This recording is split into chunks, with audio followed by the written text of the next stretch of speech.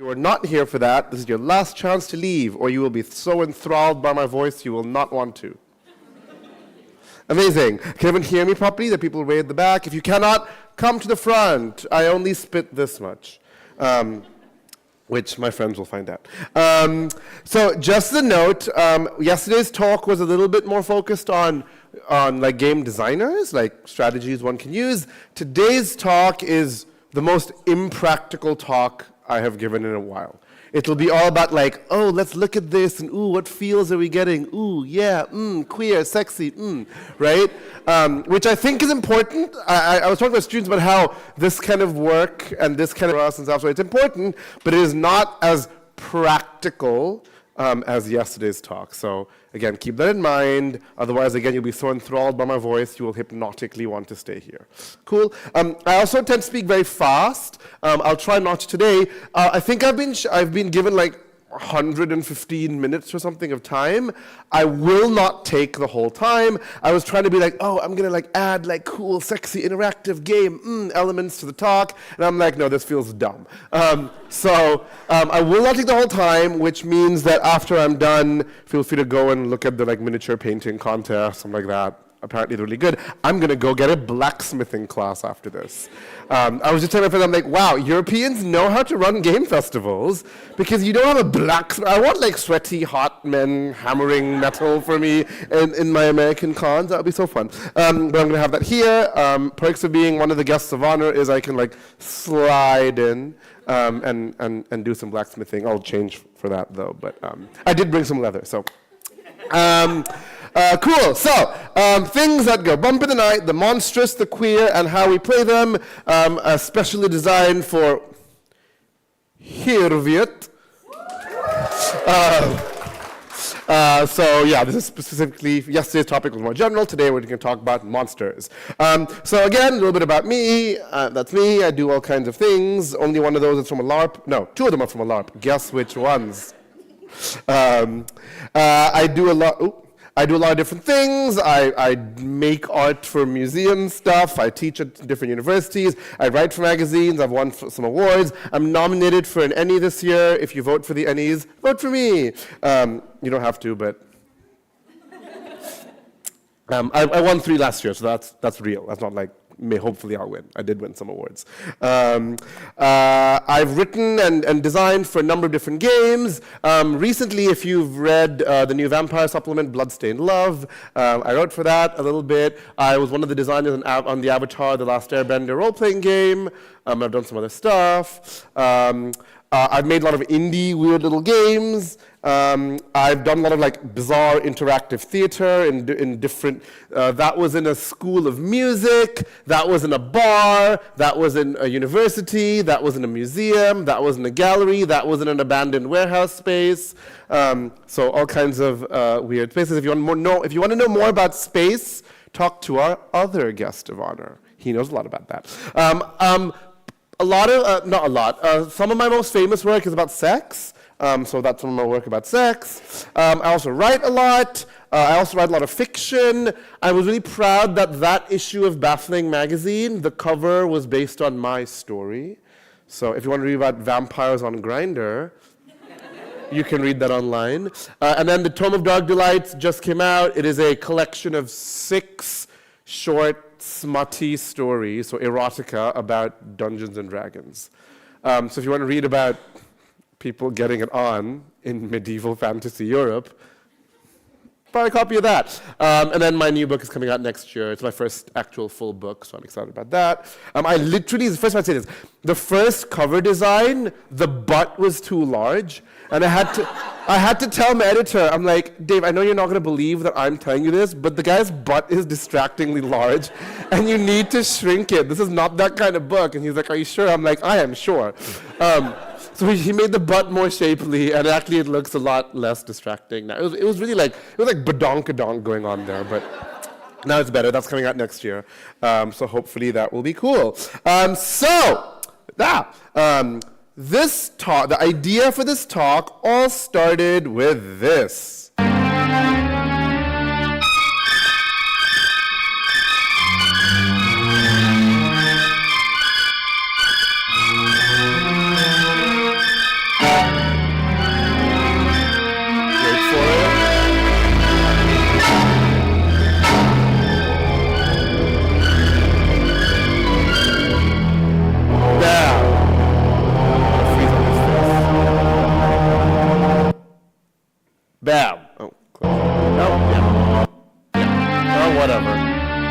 I was trying to freeze frame on his face. Anyway, so do people recognize this? Amazing, right? You're all Europeans, good. I had my graduate students watch Nosferatu because I was teaching a class in spring called The Course of Strahd. Yay, thank you. I didn't come up with the name. A Facebook friend came up with the name. I was calling it Graduate Seminar, D&D and the Curse of Strahd. And they're like, no, change your name. I'm like, ooh. So I had my grad students watch this film and as homework and stuff. And then I'm like, okay, well, what did you think of this movie? And then one of my grad students, the only gay man in the class apart from me, raised his hand and he's like, Count Orlok is hot. And that is the basis of this entire talk, okay? So keep that in mind, because that's what we're going to talk about. Oh, to give credit, this is Nosferatu, A Symphony of Horror by Max Schreck, and it's from the 1920s. And you guys might know the whole story about how it's actually based on Dracula, but they didn't get the rights, so then the movie was banned because it's like too much of a copyright infringement, but then it got found later, and that's why we can enjoy it in all its glory. So you should watch it. It's free on YouTube. Watch it. It's wild. So, part one, monsters. The whole thing's about monsters, but part one is monsters, right? So, anyone read this book? Yeah, some people. Jaroslav Svelch is a Czech scholar, and he wrote this book, Player vs. Monster, The Making and Breaking of Video Game Monstrosity. Now, he talks, it's actually a very slim, very readable book, so if you're like, yeah, I really want to read an academic book in my free time, but I don't want to plow through Foucault, Svelch is actually a very accessible writer, and the book is, you're all into games, hopefully. He focuses on video games, but I'm sure some of you are into video games in some small way. At least you're into Baldur's Gate 3, right? So I would recommend it. But in the intro of the book, so not his main argument, he has a lot of interesting main arguments about the Cold War and cool things like that. But he introduces these 2 points about how humans tend to conceive of monstrosity.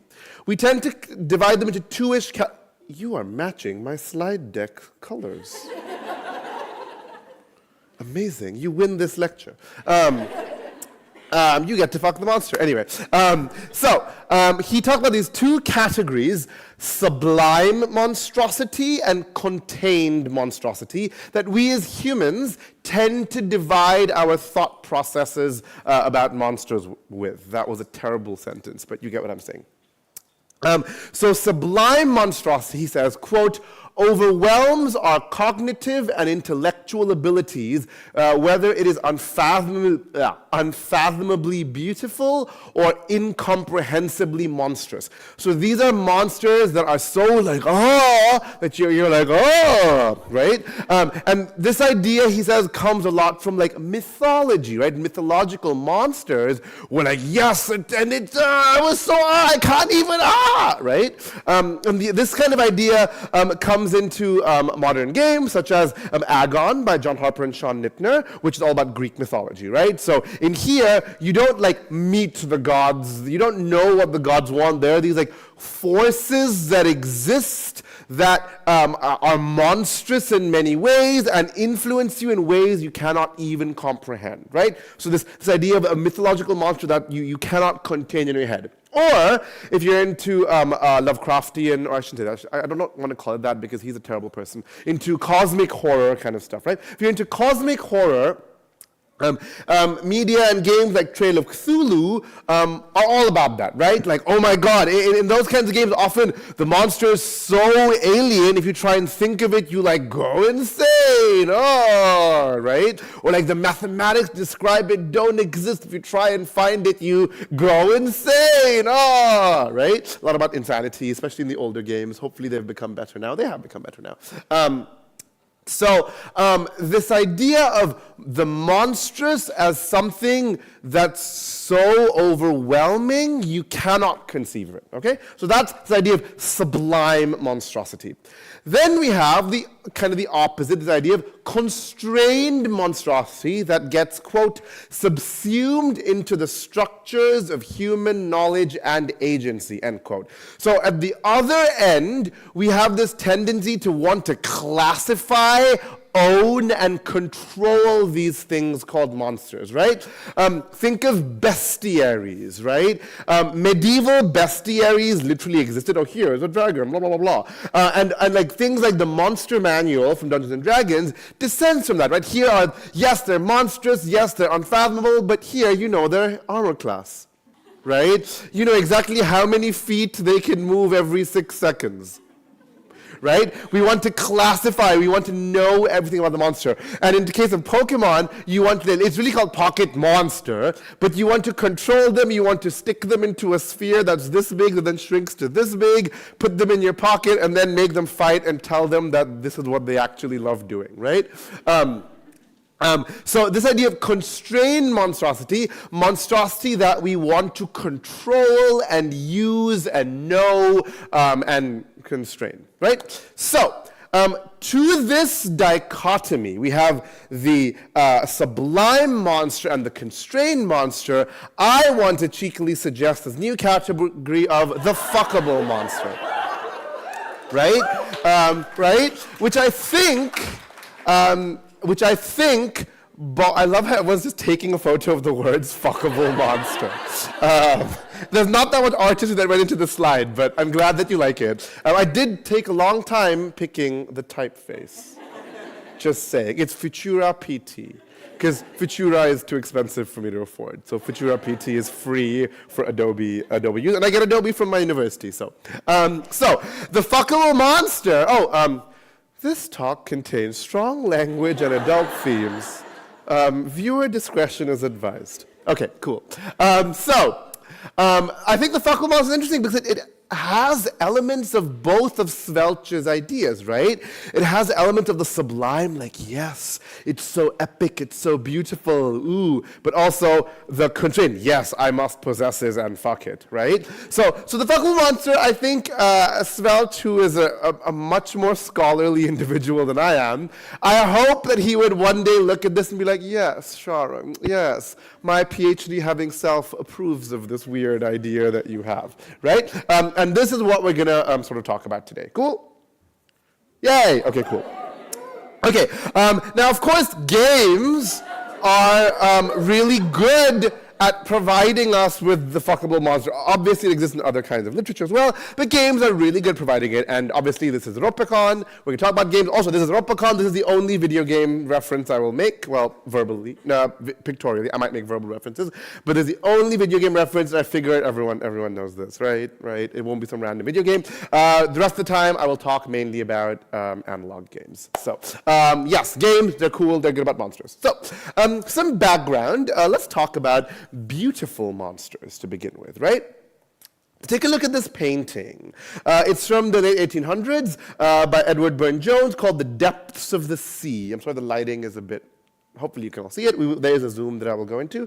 A zoom, like a close-up, not like a Zoom meeting. Ew. This is, as you can see, a siren or a mermaid of some sort, a sea monster person, dragging this poor man into the depths to a watery, drowning death, right? But look more closely and take a look at the expression on the mermaid's face, right? Take a look at how the mermaid is rendered, right? So here, scholar Lois Draumer says, quote, Burne-Jones emphasizes the seductive allure of this mermaid who is dragging her willing, enthralled captive to his death. What is disturbing about this work is the mermaid's hauntingly enigmatic smile as she clutches her victim. Right? We have a long tradition. So we talked about monstrous in mythology.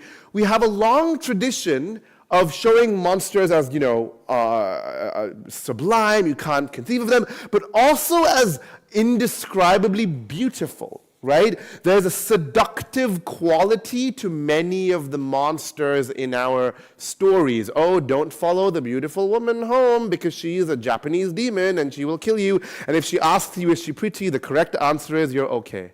Right? There's a famous Japanese, do people know about this? If you say you're amazing, she'll kill you. If you say you're ugly, she'll kill you. If you say you're fine, She will not kill you, right? But there's this idea of like the beautiful and the dangerous being linked together, right? La petite morte, right? The funniest example I have of this is, excuse me, has anyone been here? Anyone recognize this? This is the Cathedral of St. Paul in Liège in Belgium. I was just in Belgium. I wanted to visit it, but I had flu for a week, so I literally stayed in my friend's room the entire time I was in Belgium. So yay, but his mom cooked me a lot of food. It was amazing. So in 1837, the administration of the cathedral is like, okay, we have money because we are the church and we take money from a lot of people. We would like to make some new art. Let us commission some amazing art. Because remember, at this time, the function of ecclesiastical art was in part to educate the population about the faith, right? By looking at the art, you think about the faith, you think about the themes of God and all that stuff. So they went to this artist, Joseph Geef. I'm not sure how to pronounce his name. It might not even be French. It's probably Dutch or Flemish, right? Yeah. They went to Joseph Geef, and they're like, we would like you to make a sculpture of the devil, because we want people to walk in and be like, oh my God, the devil, yes, we shouldn't follow them. I see some of you know what's coming because you've seen this before, because you're Europeans. If I show this in America, they'd be like, oh, sculpture, what's that? Sorry. I just became American. I'm allowed to make fun of this nationality I just took on, right? So they're like, yeah, we want you to show the devil because we want people to come in and be like, yes, we should not, we don't want to be sinful, we don't want to be monstrous, right? And Joseph Geef's like, amazing, I'm going to read the Bible again, I'm going to make you the devil as described in the Bible, right? And he makes this, right? And I'm like, wow, this is the twinkiest devil I have ever met. I'd like to meet him in an alleyway at night. And I'm like, wow, look at his coy pose. Look at the way his legs hee. Look at his pecs. I like his pecs. I want to do exciting things to this devil, right? And the church administration was like, huh. And they're like, okay, no.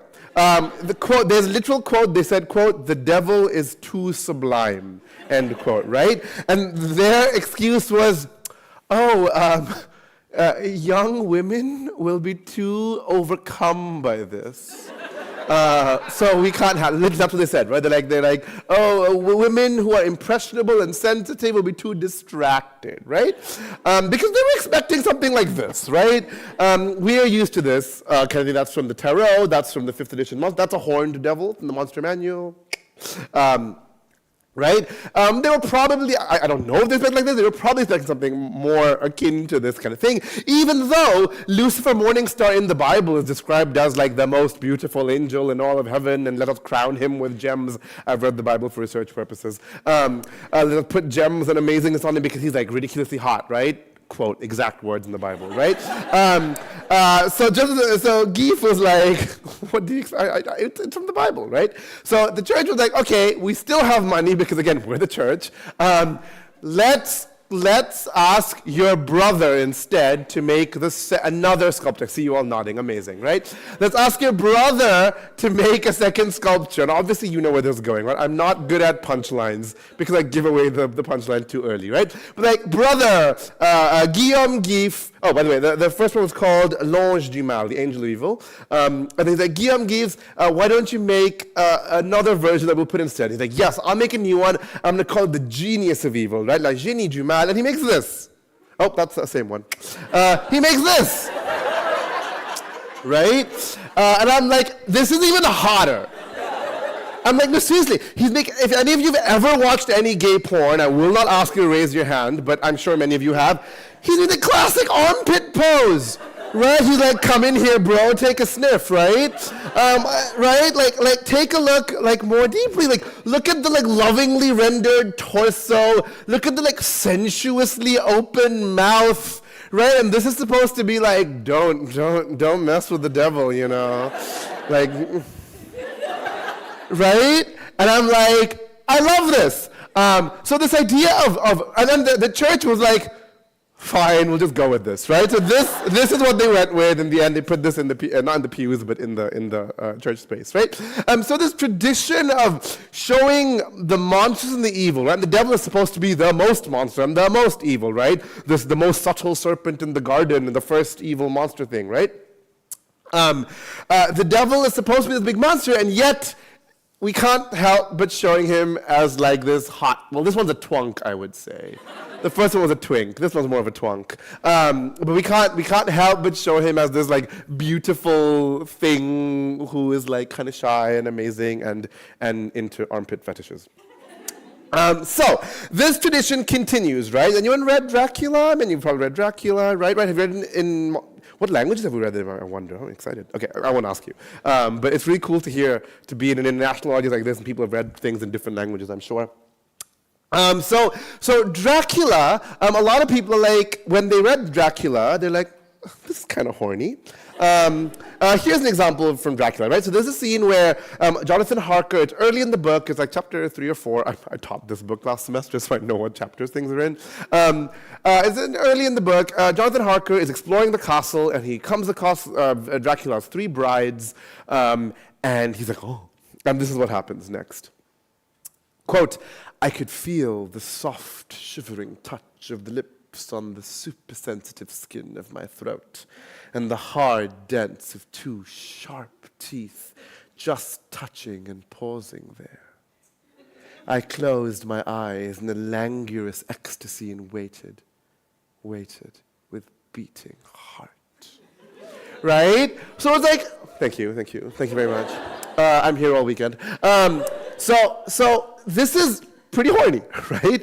And this is the vampire women that he sees. This is followed immediately by a scene where Dracula then appears, pushes the women away and says, no, this boy is mine, is basically what he says, right? He's like, this boy is mine, how dare you? Like, I would like to penetrate him, right?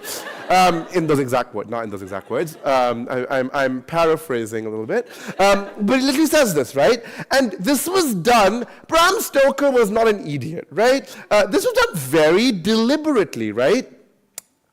As scholar Jennifer Piper writes, quote, even in the absence of explicit descriptions of sexual acts, 19th century vampire stories offered their authors the opportunity to hint at or even revel in a variety of sexual transgressions. If you study the history of the novel in the English language world, you will see that like Victorian and a little bit beyond, 19th century, that kind of stuff, all books are basically porn, right? In some way, these books like let us titillate our audience as much as possible without like actually crossing into the line of the gay porn, right? And so this tradition of, again, linking the monstrous, the beautiful, and the titillating goes far back and is very wide-ranging in many forms of art. And we can see the influence of this nowadays, of course, right?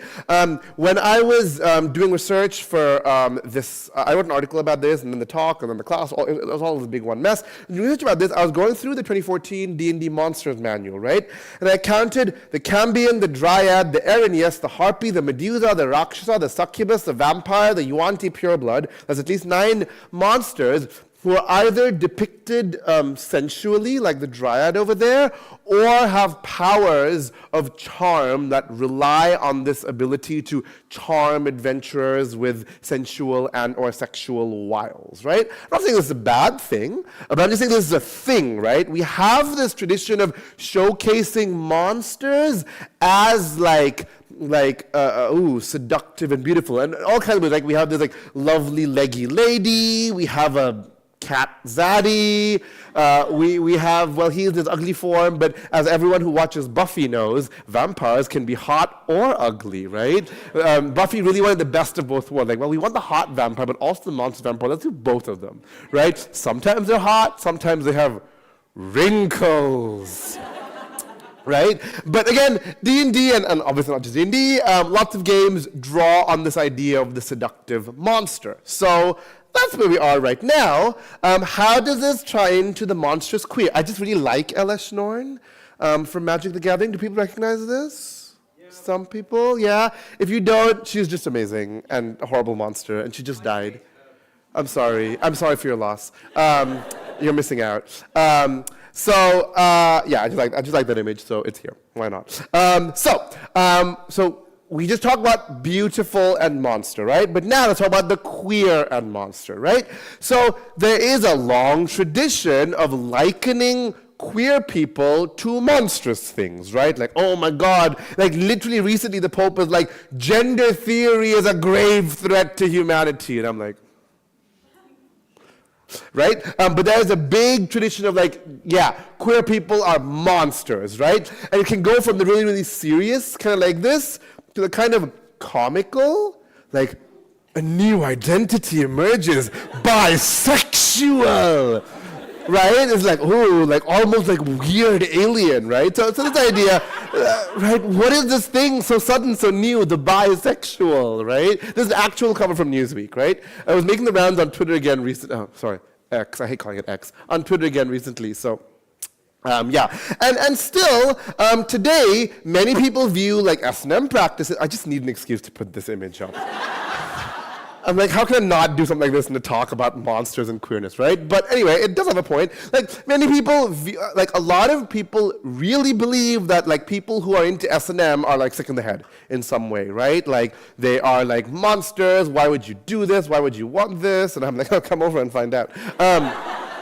But really, people believe this, right? To quote Harry Benshoff, the concept of monster and homosexual share many of the same semantic charges and arouse many of the same fears about sex and death, right? And this has been true for a long time. In the modern age, change the word homosexual to transgender, and the same arguments you see again and again and again and again, right? Like, oh no, monstrous, right? And different scholars have posited different like reasons for this, right? In Jane Ward's book, Not Gay, Sex Between Straight White Men, I had she teaches at University of California, Riverside, yeah, Sarah knows her. She actually studied under one of my old professors, so I'm like, oh, I share a cool lineage. I saw her give a talk at NYU. She signed my book. She signed it with Lesbian Love. I'm like, and so this book, for research for this book, Jane Ward looked into homosocial hazing practices. So she looked at U.S. college fraternities and U.S. Navy and said, okay, these two homosocial male societies have long histories of hazing practices where like these groups of men, when they're new or whatever, are made to do degrading things, right? As like, yes, you will bond. And these degrading things tend to be very sexually charged, tend to be very queer charged, right? And unlike what a lot of people like, frat boys are actually all closeted gays, Jane Ward argues, no, what's happening here is that these homosexual acts are being used to underline and underscore the white heteromasculinity of the participants, i.e., oh my God, look at how disgusted I am touching your dick. This must show that I am straight, right? And this is Jane Ward's argument, right? Like, it isn't that all these men in all these societies are queer. It's that by performing revulsion towards perceived homosexual acts, you are underscoring how straight you are, right? In other words, the idea of queerness exists to make straightness stronger, right? As Simon Watney writes, quote, straight society needs us. We are its necessary other. Without gays, straights are not straight. Right?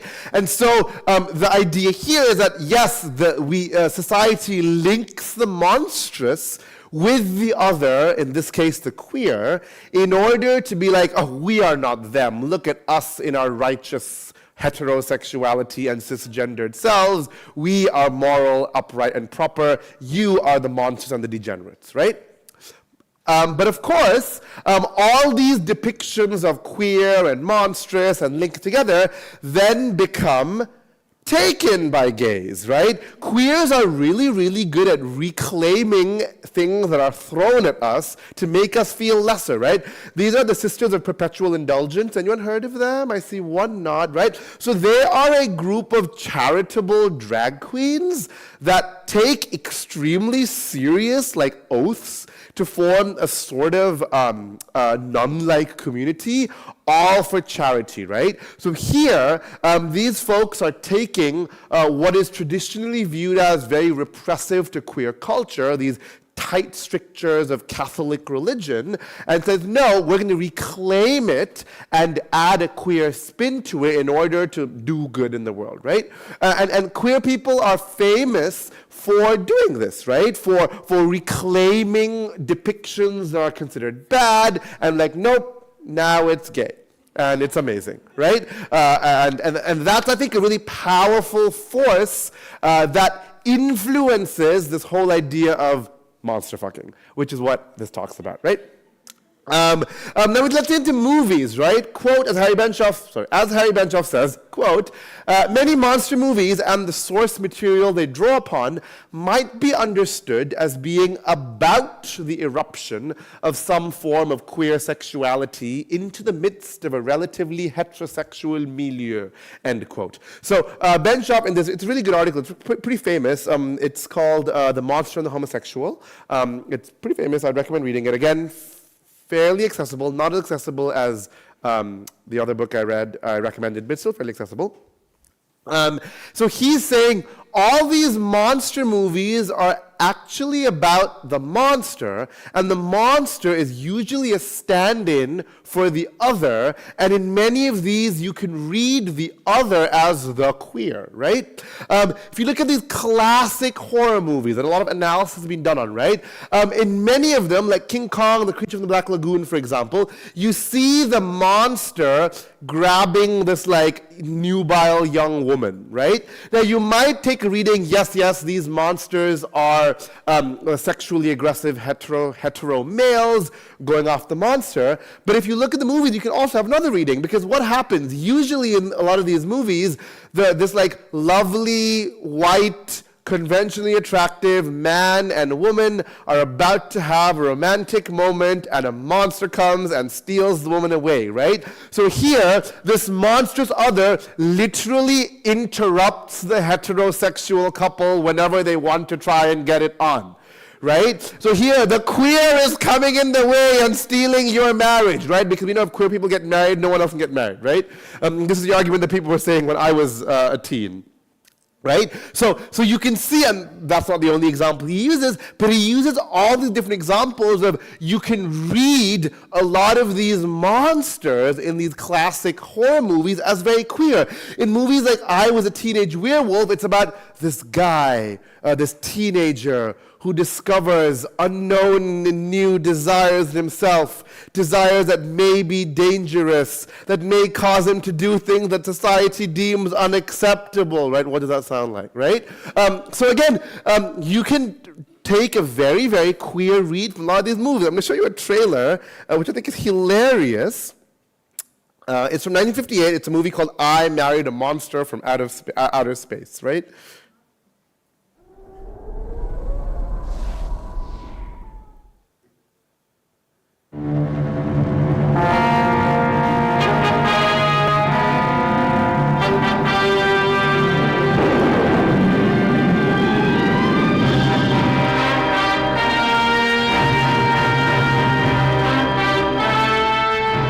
Beautiful, innocent girl on her honeymoon. Her passionate dreams of perfect romance turned into a living nightmare.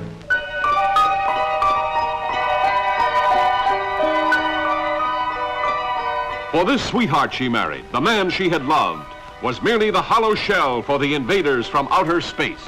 Bill! I invade him. Who would believe her?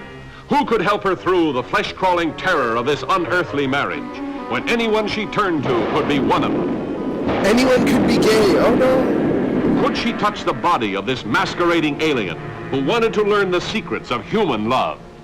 Your race has no women. It can't have children. It will die out. Eventually we'll have children with you. What kind of children.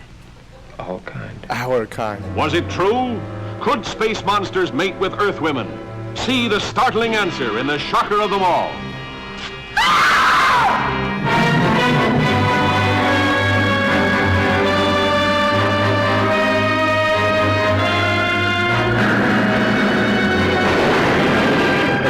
Pause. Right? So you can see how gay that is, right? Like, obviously, yeah, you have to be a little open-minded and think about what movies and what our media talks about and how it reflects our culture onto us, but like, the alien race that steals men, they have no women, like, the honeymoon night will be disrupted, like, all this, like, yeah, oh no, I have a gay husband, right? Again, we have this big tradition of depicting queerness and themes of queerness through our depictions of monstrosity and the horror, right? There's a grand tradition, and this has not stopped even today. Yeah, next. Yeah, it has not stopped even today, right? Because there's a lot of modern stuff. So this is the X-Men, if you did not know. This is the new X-Men, X-Men 97, which I haven't watched yet. Listen tight. But the X-Men, classic queer trope. And you'll see some people on the internet being like, why are you putting politics in my comics? I'm like, have you never watched the X-Men? It's literally a bunch of faggots who are like, oh no, right? The X-Men is about people who are considered monsters by the rest of society, trying to like fight for their own existence and try to like just be themselves, right? And so this idea of the monstrous as a stand-in for the queer has continued all the way to today because queer people are still persecuted today, right? So we need this. And this idea of like, okay, we're watching these movies, we're taking these queer themes from it, is really codified in queer theorist Jose Esteban Munoz's book, Disidentifications, where he talks about how queer people are very good at taking media and taking depictions that are not supposed to be necessarily the positive depiction, like taking the villains and things, and then remixing them and understanding them as themselves. Like, yes, that horrible villain, that's me, because I'm that monstrous gay, right? Quote, disidentification is about recycling and rethinking encoded meaning. It is a step further than cracking open the code of the majority. It proceeds to use this code as raw material for representing a disempowered politics or positionality that has been rendered unthinkable by the dominant culture, right? We take this piece of medium, we like break it apart, bam, gay, right? Which is why this kind of thing, why monstrous children-eating clowns and this shadowy thing that lives in the basement in a picture book, maybe? A fun fact, I was watching this movie with my ex-husband when we were still married ages ago, and it was so scary. I'm like, can we pause and take a sex break? Because that will stop me from being as scared if you give me a blowjob. I really meant it. And we took a sex break, and I was a lot less scared when we finished the rest of the movie. Because I'm like, oh no, I'm so scared, I need my cock sucked. Okay. But this is one of the reasons I feel that monstrous figures and other kinds of media have become queer icons. Like, why else? Like, there's no, like the Babadook, what? He's a queer icon? But not because he goes to P-Flag, or you don't know what that is, sorry, I'm American. Not because he goes to like pride festivals, but because of this idea of disidentification, right? Of taking what is often considered the other and likening it to the otherizations that happen to us in society, right? Which, of course, brings us now back to the fuckable monster, right? Queer people, through reclaiming these metaphors, through this identification, through thinking about what social meanings of all these things, have added these like cheeky meanings to what it means to fuck a monster, right? Yes, some people want to actually stick things in the Minotaur, but for other people, the idea of fucking a monster becomes a metaphor for all the various experiences that queer people have, which are, of course, myriad and multitudinous, right? No single queer person can say, I am the quintessential queer, right? Even though some people will try and tell you that. They're usually 19 years old. Okay. No offense to anyone who... Is anyone 19 in here? Oh my God, one person. You're amazing, I'm sure. I'm sure you're amazing. Okay, cool. Now, let us go into how my last section, which is how fuckable monstrosity appears in some games. And again, we're not going to do any video game. This is a Ropecon. There's a video game called in August, right, in this room? Yeah, so come to that if you want to hear more about video games. We're going to start with a classic. Who has not heard of this game? Right? A small number of people. If you haven't heard of this game, look it up. It's like a modern classic. Avery Alder was a Ropecon guest of honor 2 years ago. 2 years ago, yeah. I was actually chatting with her. I'm like, oh my God, Avery Alder, I'm going to be guest of honor just like you. And she's like, yay. She actually has a much nicer voice than that, but she did say yay over text. This is what I was texting her. Monster Hearts 2, I love Monster Hearts 2 because I read an interview, I wrote a big article about Monster Hearts ages ago, and I read an old interview with Avery where she says Monster Hearts, the first edition, was inspired by the book/films Twilight. We all know about Twilight, right? And it's amazing because she says, oh yeah, it was inspired by that because, quote, bad fiction makes for good games. End quote, right? If you like Twilight, apology, not really. Because she's like, yeah, you in games, often, not always, of course, but often you want to lean into the tropes and the melodrama and the like cringy moments because it's easy for us as gamers, but very few of us are trained actors, right? Subtlety is not something we do when we play D&D, right? We're not like, let's channel my inner Ibsen and look at the like subtle emotions about why my drow is looking at you like this, right? Like it's all about, no, why did you kill my wife, right? So Avery Alder came with the idea and made this game about teen monsters, right? It's a TTRPG. It is descended from the tradition of Powered by the Apocalypse games, which are Vincent McGay Baker's famous game Apocalypse World. If you know about those games, Avatar: The Last Airbender, the Avatar Legends, the game I helped design, is, for example, in that family. Please buy Avatar. I get royalties. Please buy Monster Hearts, support queer authors. In here, you are a teen monster of some sort in an American, well, it doesn't have to be American, but Avery comes from a North American context, so it has a North American aesthetic. You could be a vampire, a ghost, a werewolf, whatever, all these kinds of monsters in high school. Now, this game does a number of different things to talk about sexuality and queerness and sex through layers of metaphor, right? So first off, the characters themselves, right? The character choices are wrapped in layers of metaphor. The werewolf, for example, has this exactly what we talked about in the I Was a Teenage Werewolf movie, right? This like inner thing that could come out at any point and be dangerous. What could this mean, right? So first off, the characters that you pick have these layers of metaphor about queerness, about growing up, about sexuality attached to them. Next, and most explicitly, every character has a sex move. Right? This again descends directly from Apocalypse World. The sex move for the werewolf is when you have sex with someone, you establish a deep spiritual connection with them, right? Imagine being 16 and being like the first person I had sex with, oh my God, we are going to be together forever, our stars are entwined. Has anyone ever had that experience when you were a teenager? You don't have to raise your hand, but you can if you want, right? I did not have sex as a teenager because I grew up in Abu Dhabi. So I have not had that experience.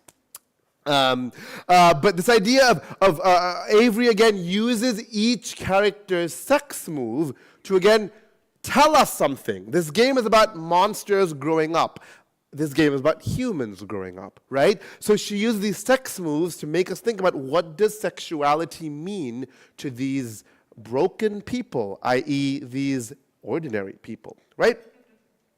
And then finally, in the book itself, Avery talks about how to deal with sexuality, right? And talks about this idea of, there's a big thing in this game about turning someone on. So your character can turn on another character. And she writes, quote, "This move is at the heart of how Monster Hearts understands sexuality, especially teen sexuality. We don't get to decide what turns us on or who. Part of your agenda is keeping the story feral, and that means letting your character's sexuality emerge in all of its confusing and unexpected glory. You can't control what character, of what gender, of what species turns you on. It might just happen, right?" Avery Alder uses Monster Hearts to emulate, to hint at, to allow us to look at the confusing nature of sexuality and queerness when we're growing up, right?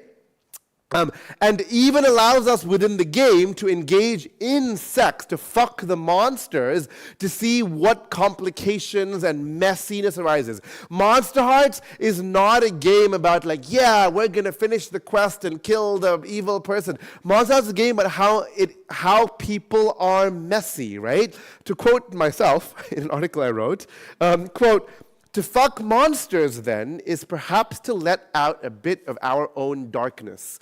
The point where a broken, monstrous body meets a broken, monstrous soul, loudly, messily, and obscenely, is perhaps the point where queerness can find itself."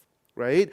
By acknowledging the cracks, the monstrous elements that exist within ourselves, we might find what it means for us to be queer. Right? And here is where the idea of fucking monsters becomes powerful, right? Anyone played this game? Yes! Yes! Okay, so this made a few waves when it first came out in the mid-2000s. I forget exactly when. I was asked to be on a podcast about it recently, and I'm like, nah. I like the game a lot, though. It's an interesting game. The podcast is very specific, though. So this is a game called The Beast. It's a solo RPG. It was one of the early solo RPGs that got a lot of attention. Now solo RPGs are getting a lot more attention, but back then they're like, ooh, solo RPG, right? And this is a card-based game. You play it over 21 days, I think. And every day you draw a card and you answer the prompt. Except that the premise is that you have a monster living under your bed or in your closet, and every day the prompt is about having sex with the monster, right? Also, this game it's on drive-through cards, on drive-through RPG, but it's a bit hard to find. Like search engines don't let you find it easily, so make sure you put the author's name in if you want to find it. And it has a nice print-and-play version. You can cut the cards out and stuff. That's the version I have. So the card looks up like this. What secretions or other things do you have to clean up after every coupling with the beast, right? How do you make the beast orgasm? In what way is this dangerous to your health and life, right? This game is kind of obsessed with the bodily realities of having sex with a monster. It focuses on two. It focuses on one, the bodily realities, and two, the habitual realities. Like, so some cards are like, what daily habit do you have to give up in order to have sex with this monster all the time? Right? Like, oh, I can't have my morning coffee because I have to have my morning fuck, right? It's really obsessed with that. It's great, right? There's one card which says, like, what disease do you get from the monster, right? Because this game doesn't shy. I played House of Craving last year, and I remember which is a big Nordic LARP that was held last year in Denmark, and Bjarke Petersen, one of the creators, last year in our workshop was like, okay, this game has a lot of sex scenes in it. Don't shy away from the messy aspects of sex, right? If you come in someone's butt, that cum is going to leak out, and you're going to have to deal with that, right? He says, don't forget that in this LARP, right? Sex is messy, right? And so this solo RPG, which asks you to journal these answers, is equally messy, right? And this RPG, one, asks you to confront the realities of what sex means, but also asks you in some sense to revel in what others might find gross or disgusting or inappropriate, right? This game asks you to be like, yes, some people might find this horrible. You don't find this horrible. This is amazing, right? It asks you to take unabashed joy in cleaning up the secretions of your hairy, scaly, multi-eyed monster living under your bed, right? To fuck a monster, according to this game, is to resist, right? And as queer people, we know that resistance is key to our existence, right? And so this game posits, like, while Monster Heart says that fucking a monster is discovering who you are, the Beast says fucking a monster is standing up and resisting, right? So again, monster fucking, again, takes another aspect of the queer existence here, right? Now, we've had a lot of, like, darker examples. Then we have slightly upbeat examples. Anyone played or heard about this game, Consentical? Yeah, I see some nods, So Naomi Clark, who is actually my boss, right? She is the head of the NYU Game Center. I teach at NYU Game Center. Naomi Clark will no longer print this game. So caveat, because the artist who made all this amazing art turned out to be a domestic violence perpetrator. So Avery's like, I cannot in good conscience print a game about consent where the artist does not care about consent, right? So I'm going to put that out there as the artist is bad, so you can get like downloadable versions. But the game design is interesting because Consentical is all about being this like astronaut space lady having sex with this giant multi-tentacled monster, right? So similar to the Beast, except while the Beast is talking about like, yeah, to have sex with a monster is to resist, Consentical is like, yeah, to have sex with a monster is where joy lies, right? The aim of this game, okay, this is actually really funny because Naomi Clark is head of the NYU Game Center. They're the highest ranked game department in the US. Naomi Clark is very accomplished, and people have come up to her and said, wow, it's a real game. And she's like, I mean, it's a game, it has mechanics, it's not just like a floof game. And she's like, I'm a game designer. What? Because they're like, oh, lady making sex game, it must be something dumb, right? So, trans misogyny. So it's a real game. It's a strategy game for 2 players. But the point of this game is to maximize pleasure, right? That is the ultimate aim. Like you're trying to have sex. You might be you might experience release. You might be kissing. You might be plunging your arms in places. All kinds of stuff. The game is fairly explicit. But the aim is to maximize pleasure, right? There are all kinds of things going on in this game. It's all about communication and consent. But the thing I'm focusing on today is the idea that this game is about having sex with a giant tentacle monster as a human, and this game is all about, yes, we can take joy, we can find ecstasy within monster fucking. Excuse me. That was a burp. That wasn't me being overcome by monster fucking. We can find joy in these transgressive acts that other people label as bad or wrong or immoral or terrible. We can be like, no, they're amazing, and there's nothing wrong with us finding joy in that, right? And then my last example, I did promise you yesterday that this was a less narcissistic talk than yesterday, but I will use one example that I worked on, which is from Hanyan Hot Wax. So if you weren't here yesterday, Hanyan Hot Wax is an anthology of erotic art games, the subtitle. It was edited by me and my co-designer Lucian Khan. It is published by Pelgrane Press, which I was very proud of, because Pelgrane Press publishes things like 13th Age, right, which is a fantasy medieval combat game, right? It publishes things like, what else they published? Gumshoe, right? Trail of Cthulhu, right? Things like that. But they're like, yeah, Kat Tobin was like, yeah, Sharang, I'll publish your weird sex book. We got 2 grants to make this, and it features 8 games by 10 designers, and some of them are tabletop RPGs, some of them are LARPs, and they're all games that discuss sex. And some of the games like discuss sex, right? They're like, okay, this is a game about talking about BDSM, right?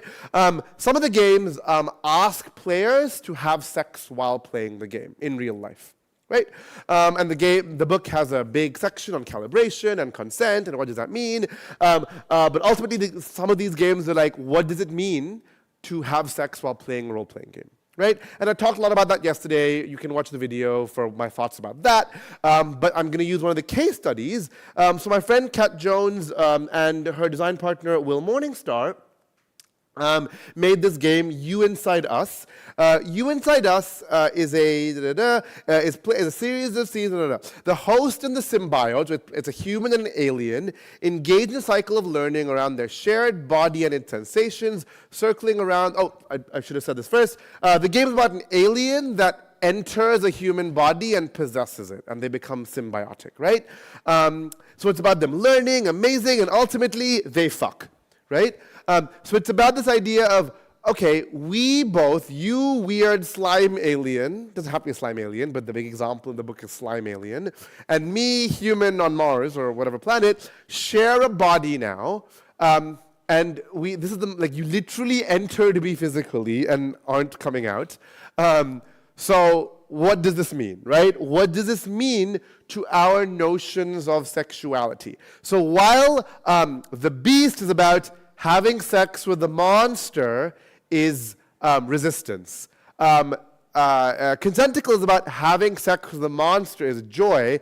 You Inside Us is like, what the hell does it mean to have sex with a monster, right? Like, what does it mean to experience sex with a monster? What does it mean to experience a non-normative style of sexuality?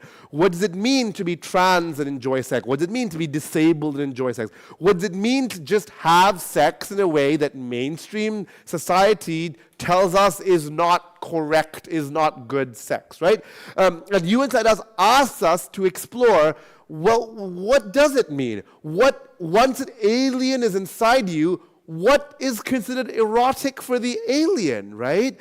I consider this thing erotic. Maybe the alien considers drinking tomato soup to be erotic, right? Maybe standing in a rainstorm is the sexiest thing that's happened to this alien ever, right? This game, You Inside Us, asks us to consider what is sexual, what is erotic, and how do we conceive of that and perhaps explode that in ways that allow us to be more inclusive of monsters. Right? I think it's a brilliant, Kat Jones literally has a doctorate in sociology, so it's a very intelligent game. It's also a really fun game. I played it 4 times, twice with straight men. They enjoyed it. One of them stayed straight afterwards. No, you can stay straight with me sometimes. Okay, that doesn't mean I'm bad. I mean, anyway, moving on. Put my foot in my mouth. Okay,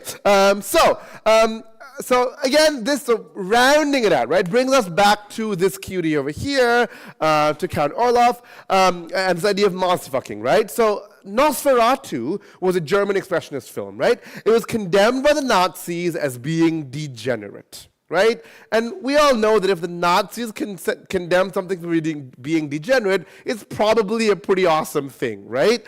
My students basked in the supposed degeneracy of this movie. They're like, yeah, it's hot, it's cool. We like these ideas of sexual repression, desire, homoeroticism that come up in the film. There's a lot going on in the film, but they were talking about these 2 things because that was part of the topic of our class.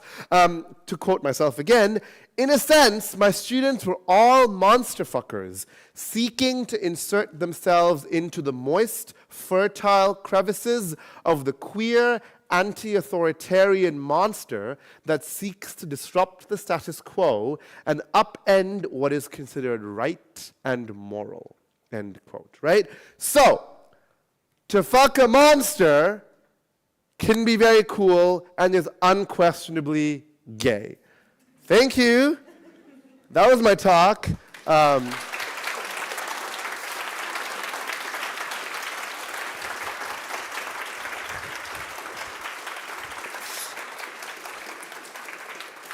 promised we'd be done way in advance. I was correct, so that's good. So at the end, that's my name. That's my Twitter, which I use less now because Dum Dum owns it. That's also my Instagram. Why do I have my Telegram? Oh, this is from another presentation. This slide was from a presentation at a kink convention, which is why my recon is on there. It's not supposed to be on there, but I copied this slide from a kink convention. That's why Recon's on there. Oops. Well, you can find me on Recon now. If you don't know what Recon is, look it up. And that's my itch page where I have some of the games I've worked on, like tiny ones. But yeah, that's me. If you have any questions or comments, if you want to just tell me I'm hot, I will gladly take that. I made that joke yesterday, but it's a good joke and it's a truthful joke. Otherwise, feel free to head out. Thank you very much for the gift of your attention. Okay, we have one hand up here. Question, comment, or Thank you. I'd like to ask if any of these games you've talked about feature or somehow are able to emulate the experience of asexuality. Yeah, excellent question. Monster Hearts 2, so not Monster Hearts 1, but Avery Old point to do this. In Monster Hearts 2, she has a whole section on what it means to be asexual and what it means to be an asexual, because the game's not growing up, right? So what it means to be an asexual teenager, right? So yes, good question, and yes, yes. Awesome. Other thoughts, questions, or explosions of emotion? If not, don't worry about it. I have had a good time anyway because all of you laughed and that was good. Going once. Going to, okay. Hi, I would like to ask from your personal opinion on what is the sexiest monster? What is the sexiest monster? Oh. Oh. One of the hard questions of life. I will have to get back to you. Because I have to like go through all the monsters I want to have sex with. Yeah, well, I mean, vampire is classic, but I mean, you know they make like vampire dildos that you can put in the freezer, right? Yeah, they when Twilight came out, they made these like dildos that you can put in the freezer to be like, this is like Edward Cullen's like cold cock or something. So I don't know if you like that, maybe vampires. I'll have to think about this. I'll think about this. So good question, hard question. Awesome. Other questions back there.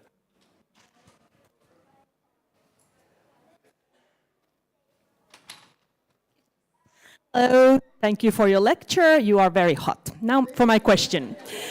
You are talking a lot about fucking a monster, but from a female perspective, it's almost always being fucked by a monster.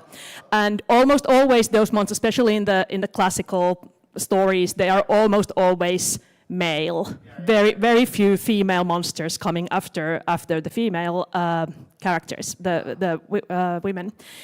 So do you think like this monster thing, is it also from the female perspective? Is it like, is there queerness there? Because like, from my point of view, it's often like these suppressed women from the 1800s, early 1900s, finally getting a good fuck. But is there like queerness in that too? Just want a quick clarification. When I mean fucking, I mean the act of engaging in sex. Personally, when I use it, I don't mean I am performing the penetrative act, right? But I think that's a really good point. Like, society often means that, right? And I'm guessing you've read Carmilla, because you're asking this question, right? So the tradition of lesbian vampires, for example, is long and storied. And in fact, many of these depictions of monstrosity are often about repressed female sexuality, right? Because for a long time, the dominant male viewpoint was that women don't have sexuality, right? Men have sexuality, and women are this receptacle that receives male sexuality, and that's all, and then gives birth, right? So a lot of this is actually about, you know what?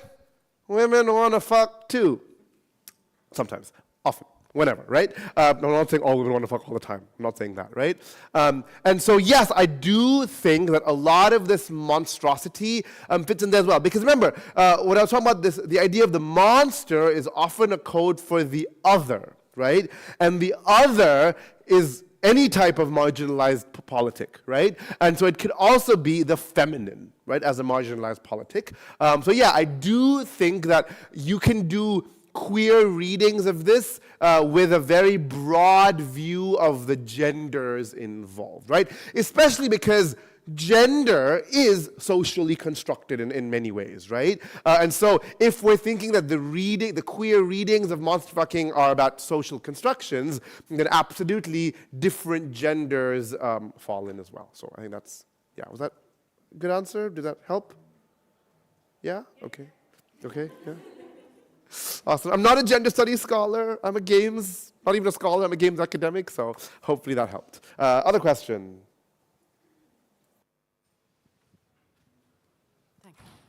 Not really a question, but speaking of like queer vampires and fucking them and all, sort of a recommendation. I don't know if it's running now or if it's running in another country, but there was a Dracula ballet, which I went to see before last Christmas.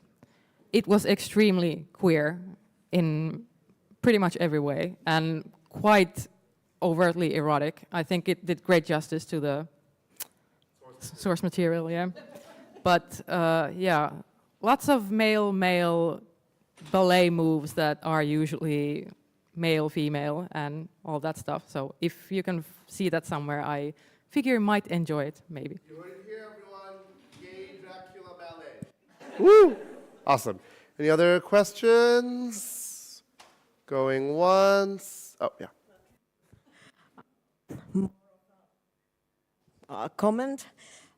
Monster Hearts 2 is one of my big-time favorites, and Thirsty Sword Lesbians I recommend for anyone. And what I love about these games is like you can't decide what turns you on, but you can always decide how you react to it. Yes. It's never taken from you, so that's one of the big aspects of these games that I love. I realize that, right? You can't decide what turns you on because humans are weird, but you can decide how you react because humans are human and they have control of themselves, right? I really, really like that idea. Awesome, awesome, good stuff. Anyone else? We have a hand over there. Yeah. Hello, great talk, and you're very hot. I'm going to a little bit back to video games. So, have you played the game Boyfriend Dungeon? Yes. And for anyone who hasn't played it, in Boyfriend Dungeon, you date people who are also weapons that you take into the dungeon. And I'm thinking, like, where do you feel kind of like, you know, items or kind of like people that turn into items, like anthropomorphizing items? Does that also fall into the category of monster fucking, or? If I could turn into a trident, I think most people would call me a monster. They'd be like, right? So yeah, I actually do think so. And I think Boyfriend Dungeon is extra interesting because it talks about like, what do we do with our tools of violence, right? What if we turn our tools of violence into dildos? Right, is kind of the question this game is answering, right? So yes, I think it does fall into monster fucking, but I think it also has extra layers of meaning attached to it, which are equally interesting. If you haven't played Boyfriend, it's pretty great. I haven't played a lot of it. I have played some of it. It's by Kit Fox Games, and it's a wild little game. So good stuff. Thank you for that. Anyone else? Going once, going twice. And ended. Thank you so much. I'm running my last official act as one of the two guests of honor. I'm running a LARP this evening. That's not at all about fucking, unless you want it to be. It's about funerals. I'm running it this evening. I don't know if it's full or not. Check it out. It'll be this evening. And before that, I'm going to go blacksmithing. So, yay. Thank you, everyone, for the gift of your attention. You're awesome.